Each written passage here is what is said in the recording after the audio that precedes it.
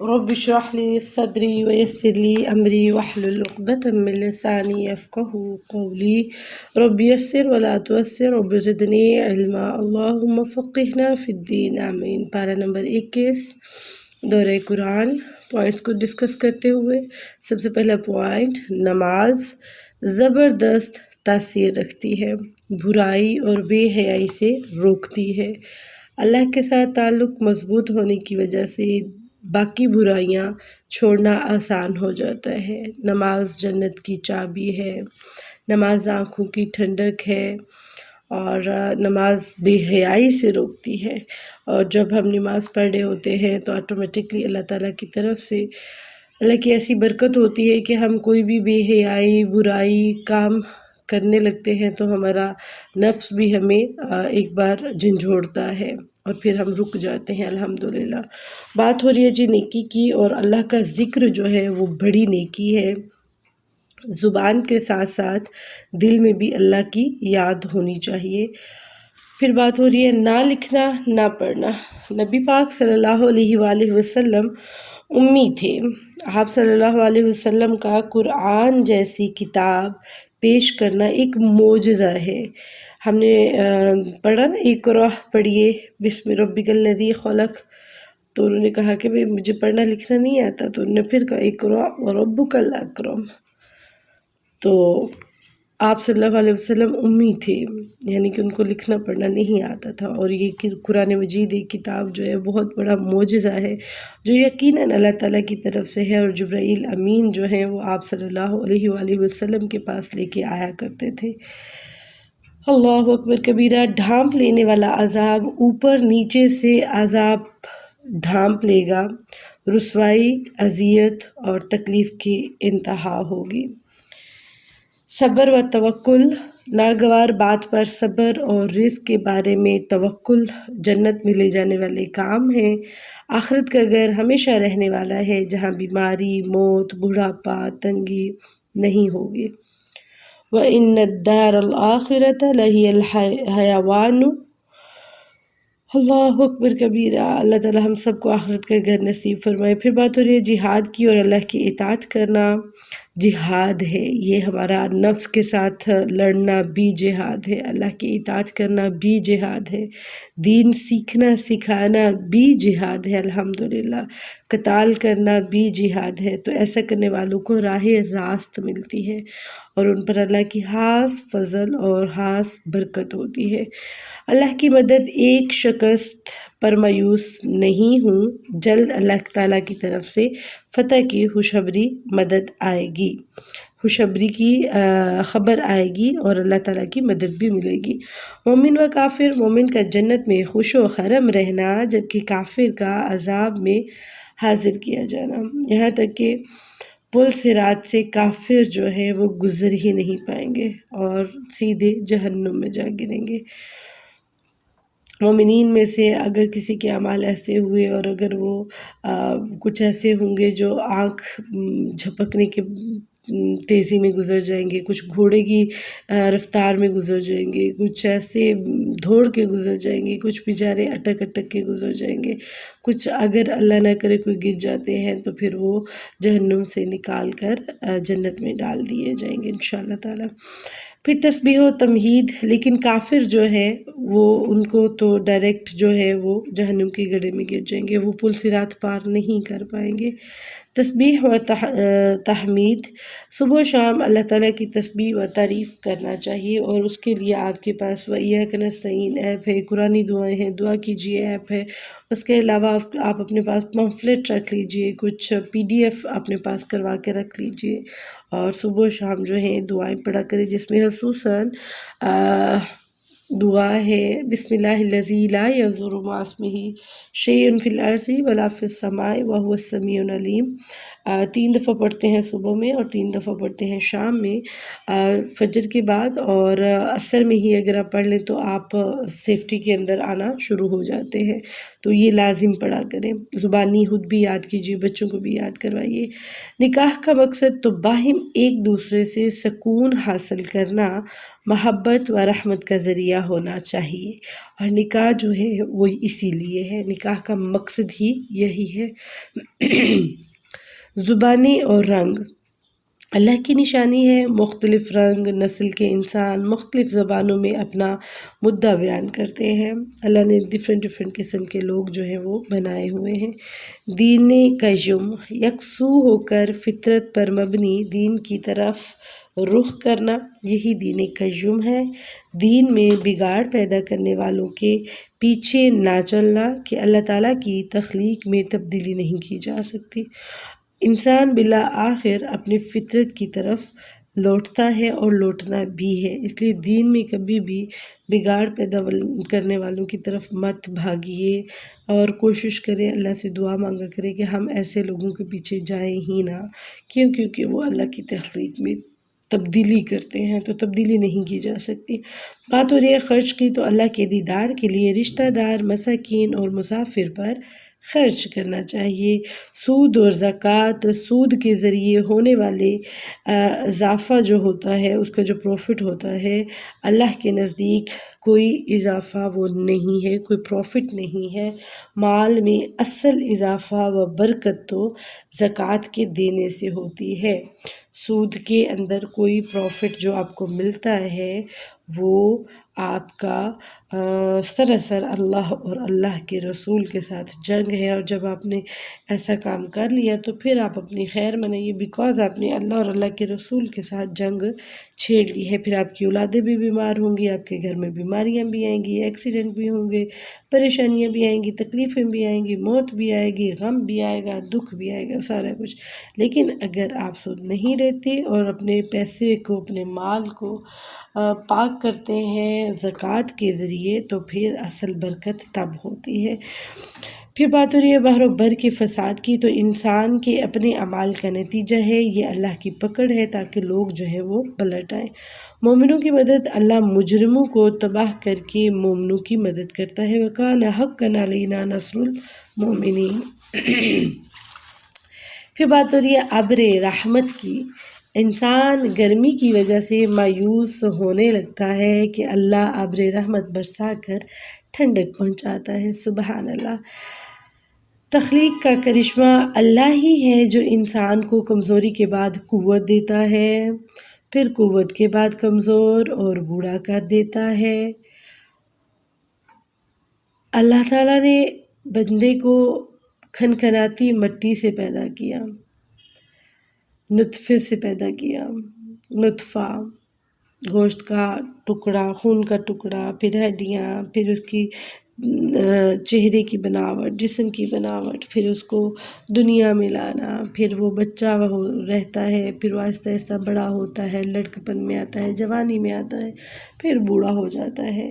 تو مطلب طاقت دیتا ہے اللہ تعالیٰ، طاقت کے بعد پھر کمزور کرتا ہے، کمزور کرنے کے بعد پھر بوڑھا کر دیتا ہے۔ پھر جب مر جائیں گے پھر دوبارہ کون اٹھانے والا ہے، پھر تخلیق کون کرنے والا ہے، وہی اللہ۔ تو تخلیق کا کرشمہ ہے یہ، اور وہ اللہ ہی ہے۔ ہر طرح کی مثال لوگوں کو سمجھانے کے لیے ہر طرح کی مثالیں قرآن مجید میں بیان ہوئی ہیں، مگر نہ ماننے والے نہیں مانتے، چاہے ان کے ساتھ جتنی مرضی آپ دلیلیں اور وضاحتیں پیش کر لیجئے۔ صبر، اللہ کا وعدہ صبر کے ساتھ پورا ہوگا۔ فتنوں کے دور میں صبر کا اجر 50 گنا زیادہ ہے، اس لیے ہر چیز پہ، ہر بات پہ صبر کیجیے۔ اللہ سے دعا کرتے ہیں کہ اللہ تعالیٰ ہمیں صابر، شاکر، توبہ کرنے والا اور عاجزی کرنے والا، انخساری والا بندہ بنا دے، آمین۔ لہو الحدیث یعنی کہ لہو الحدیث ہے، لہو جو بات ہو رہی ہے، گانا بجانا، قصے کہانیاں، گانا بجانا مینس میوزک، قصے کہانیاں، دو آوازوں کو ملعون کہا گیا، خوشی کے وقت مزامیر اور مصیبت کے وقت بین کرنا، یعنی خوشی کے وقت مزامیر، گانے بجانا، باجے بجانا، رقص کرنا، ناچنا، عجیب عجیب چیزیں جو بھی ہوتی ہیں، اور مصیبت کے وقت بین کرنا۔ اب بین کرنے سے مراد مطلب شکوے تو آلریڈی کچھ خواتین کرتی ہیں، اور یہ بھی اچھا نہیں ہوتا اپنے جسم کو نوچنا، پیٹنا، پھر بین کرنا، ہائے آپ مر گئے، آپ چلے گئے، مجھے بھی اپنے ساتھ لے جاتے، ہائے یہ ہائے وہ، اس طرح کی لغو باتیں جو ہیں وہ کرنے سے بچنا چاہیے، کیونکہ منع کیا گیا ہے۔ یہ دونوں ملعون آوازیں کہا گیا ہے، سو ہم نے اس سے بچنا ہے۔ خوشی کے وقت جھک جائیے، اللہ کا شکر ادا کیے، نہ کہ ڈنکے بجانا شروع کر دیجیے اور دنیا پہ ڈھول باجے تاشے ڈانس رقص مچا مچا کے ہم دنیا کو بتا رہے تھے جو ہم بڑے خوش ہیں، بلکہ ہمیں سجدہ شکر ادا کرنا چاہیے جو نبی صلی اللہ علیہ وآلہ وسلم کی سنت ہے، اور اس کے ساتھ ہمیں نماز قائم کرنی چاہیے، اور اس کے ساتھ ہمیں صدقہ خیرات کرنا چاہیے، اور مصیبت کے وقت جب تکلیف آ جائے تو صبر سے کام لینا چاہیے، نماز پڑھنی چاہیے، پھر بھی صدقہ اور خیرات کرنی چاہیے، اور خیر کی بات کرنی چاہیے۔ بات ہو رہی ہے جی حکمت کی، خیر کثیر ہے یہ حکمت جس کی وجہ سے انسان صحیح فیصلے کر سکتا ہے، اور حکمت کی پہچان شکر کرنا ہے۔ لقمان کے بیٹے کو نصیحت کی گئی کہ شرک نہیں کرنا، یعنی ایک اللہ کو ماننا ہے، والدین سے حسن سلوک، پھر بولا رائے برابر عمل بھی سامنے لایا جائے گا۔ تو اس لیے کوئی بھی آپ سوچتے ہیں نا لائف میں نے کوئی نیکی کی، میں نے کوئی ایسا کیا، بھی مجھے اس بندے کی طرف سے کوئی صلہ تو اللہ دیں گے، ہم نے تو اللہ کی رضا کے لیے وہ کام کیا تھا، لیکن ہاں انسان ہے، ہم تھوڑا یہ توقع رکھتے ہیں آج میں اس کے کام آؤں گا، میرے بھی کل مشکل وقت میں کام آئے گا، لیکن حالانکہ وہ آپ کے مشکل وقت میں کام نہیں آتا، چاہے وہ آپ کا سگا بھائی ہی کیوں نہ ہو، وہ آپ کی مشکل میں کام نہیں آتا۔ آپ نے نیکی کی اپنے رب کے لیے، کر کے بھول جائیے، میں نے تو یہی سیکھا، نیکی کیجیے کر کے بھول جائیے، اجر میرا رب دے گا، دنیا میں اس اجر کی طلب ہی نہ کیجیے، اس کی طلب آخرت کے لیے چھوڑ دیجیے۔ اور اگر آپ کی آس اور امید اس چیز پہ لگی ہوتی ہے کہ فلاں بندہ میری آگے آ کے ہیلپ کرے گا، مجھے بھی میرا بھی ساتھ دے گا، مجھے بھی میرے مصیبت والے وقت میں میرا ساتھی بنے گا، تو بھول جائیے کہ وہ ایسا کرے گا۔ اور اگر سپوز آپ نے امید لگا کے رکھی ہے اور اس وقت پہ وہ بندہ، آپ اس کو بولتے بھی ہیں کہ مجھے یہ وقت ہے، یہ مصیبت ہے، یہ پریشانی ہے، میرے بھائی مجھے تیری ضرورت ہے، اور وہ کہتے ہیں کہ نہیں میں کچھ کر نہیں سکتا، تو ٹھیک ہے اپنے لب کو سی لیجئے، صبر کر لیجئے، اللہ سے مانگ لیجئے، اور پھر اللہ کے ساتھ جڑ جائیے، کیونکہ کبھی بھی کسی کے آگے ہاتھ پھیلائیں گے تو آپ رسوا اور ذلیل ہو جائیں گے، لیکن جب آپ اپنے رب کے آگے ہاتھ پھیلائیں گے تو آپ کو رسوا اور ذلیل نہیں کرے گا، اس کو آپ کے ہاتھ اٹھانا، آپ کا مانگنا بہت پسند ہے، تو چاہیے کہ مجھے اور آپ کو اللہ سے مانگنا چاہیے۔ یہاں تک کہا گیا ہے اللہ تعالیٰ کو پسند نہیں ہے کہ ہم کسی اور کے سامنے ہاتھ پھیلائیں، تو پھر اللہ تعالیٰ کہتے ہیں ہاں ٹھیک ہے، اگر یہ کسی اور سے مانگ رہا ہے تو اس کو ہمیشہ کے لیے اسی پہ چھوڑ دو، اسی سے مانگتا رہے، اسی کے بھروسے چھوڑ دو۔ اللہ تعالیٰ تو یہ برداشت نہیں کریں گے نا، جو اللہ کی کوالٹیز ہیں وہ ہم لوگوں میں بندوں میں ڈھونڈنا شروع کر دیں کہ وہ دینے والا ہے، نہیں، دینے والا ایک اللہ ہے۔ تو کبھی بھی کسی کے سامنے ہاتھ پھیلانے سے پہلے تھوڑا سا رک جائیے، سوچ لیجئے کہ دینے والا وہ ہے، فوراً اللہ کے آگے ہاتھ پھیلائیے، تو پھر اللہ کبھی رسوا نہیں کرے گا۔ اور کبھی بھی کوئی دکھ پریشانی تکلیف ہو تو آج کے یہ جو دور فتنوں کا دور ہے، اس میں جب بھی آپ، وہ وقت گزر گئے جب آپ کو تکلیف ہوتی تھی، آپ کسی کو بتاتے تھے تو وہ اوپر پردہ کرتا تھا، وہ آپ کو ڈھانپ لیتا تھا، آپ کا بھائی بہن، آپ کے رشتہ دار، آپ کے دوست احباب، کہ اس کی مصیبت پریشانی میں اس کو کور کر لوں، وہ آپ کا ساتھی بن جاتا تھا، وہ چلتا تھا۔ لیکن آج کا دور وہ ہے کہ جب آپ نے کسی کو اپنی بات بتائی تو وہ آپ کا مذاق اڑاتا ہے، ٹھٹھا کرتا ہے، اور آپ سے دور بھاگنے کی کوشش کرتا ہے۔ تو اس سے کیا ثابت ہوا کہ اگر آپ اپنے پیٹ سے کپڑا اٹھائیں گے تو پیٹ آپ کا ننگا ہوگا، تماشا آپ کا بنے گا۔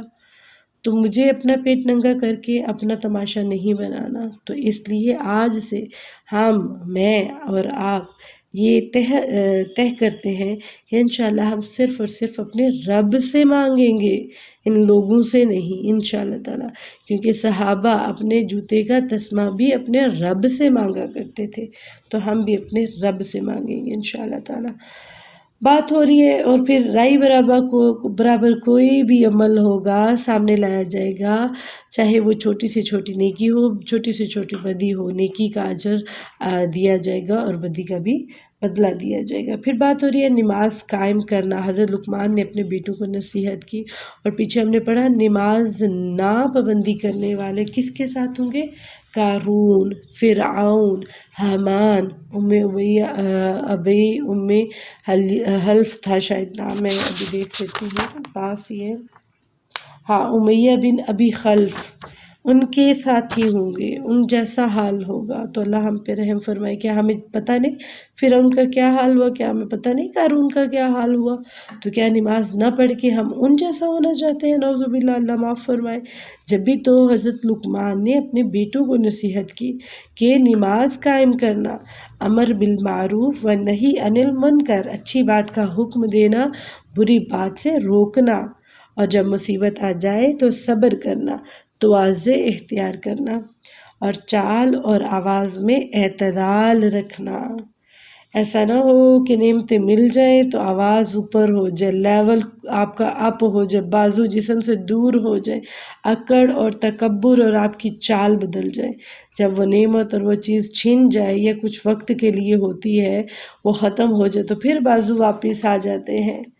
تو اس وقت کو پہلے ہی یاد رکھ لیا کرے اور وہ کام نہ کیا کرے۔ اور یہ چیز ہمیں اپنے بچوں کو سکھانی ہے۔ ہم پڑھی لکھی دیندار مائیں جو دعویٰ کرتی ہیں کہ ہمارے پاس we have too much knowledge about Quran Majeed and دین اسلام، بٹ ہمارے پاس عمل نہیں ہے۔ تو ہم نے اپنی اولاد کو یہ چیز سکھانی ہے، نئی نسلوں کو سکھانا ہے۔ پرانی نسلیں تو بیچاری اب ختم ہو چکی ہیں، لیکن نئی نسلوں میں یہ چیز بہت پروان چڑھ رہی ہے، اس لیے ہم نے ان کو سکھانا ہے انشاءاللہ تعالی۔ آخرت کا دن جب کوئی کسی کے کام نہ آئے گا، ماں باپ، بھائی بہن، بچے، بیوی، شوہر، رشتہ دار، کزن، غلام، نوکر، ڈرائیور، سیکیورٹی گارڈ، کتنے رشتے ہیں دنیا میں، سب دور بھاگ جائیں گے، کوئی کسی کے کام نہیں آئے گا، نفسا نفسی سب بھاگ رہے ہوں گے۔ دنیا کے دھوکے سے بچ کر آخرت کی تیاری کر لو، دنیا کے دھوکے سے بچ کر آخرت کی تیاری کر لو، اور دنیا سے بچ کر آخرت کی ہی تیاری کرنا ہوگی ہمیں، کیونکہ یہ سب یہاں کا یہاں رہ جائے گا، ہمارے اعمال ہمارے ساتھ جائیں گے۔ تھوڑا سوچنا ہے ہمیں۔ علم الغیب، قیامت کا علم، بارش کے وقت کا علم، رحم مادر کی حقیقت کا علم، کل کیا ہونا ہے، موت کہاں آنی ہے، یہ علم الغیب میں سے ہے، اور یہ صرف اور صرف اللہ رب العزت کے پاس ہے اور کسی کو معلوم نہیں ہے۔ معاملات کی تدبیر اللہ ہی کر رہا ہے، وہی جانتا ہے کب کس کے لیے اور کیا اور کون سا فیصلہ نافذ کرنا ہے۔ آنکھوں کی ٹھنڈک، نیک اعمال کرنے والوں کی آنکھیں ایسی جنت سے ٹھنڈی کی جائیں گی جو نہ کسی آنکھ نے دیکھی نہ کسی کان نے سنی ہوگی۔ کس کی آنکھیں ٹھنڈی ہوں گی؟ نیک اعمال کرنے والے۔ اللہ بھی ہمیں نیک اعمال کرنے والوں میں سے بنا دے۔ دو دل، اللہ نے ایک جسم میں دو دل نہیں بنائے، اسی طرح بیوی ماں نہیں ہو سکتی، نہ لے پالک حقیقی بیٹا ہے۔ ازواج رسول صلی اللہ علیہ وآلہ وسلم سے خطاب، دنیا چاہیے یا آخرت؟ دنیا چاہیے تو اللہ کے رسول سے جدائی، اللہ اکبر۔ آخرت چاہیے تو دگنا اجر ہے، دگنا۔ تب آخرت کے لیے دنیا میں رہتے ہوئے کمائیاں کرنی ہوں گی۔ ازواج رسول سے خطاب کیا، یعنی اللہ کے رسول نے خود بولا، آپ کو دنیا چاہیے یا آخرت؟ اگر دنیا چاہتے ہو تو اللہ کے رسول سے جدائی اختیار ہو جائے گی، اور اگر آخرت چاہیے تو دگنا اجر دیا جائے گا۔ صرف دنیا کا بدلے ہم صرف دنیا میں جو چاہتے ہیں نا اس سے بھی دگنا، پتہ نہیں اللہ تعالیٰ چاہیں تو اس سے بھی کتنا زیادہ اجر ہمیں عطا فرما دے۔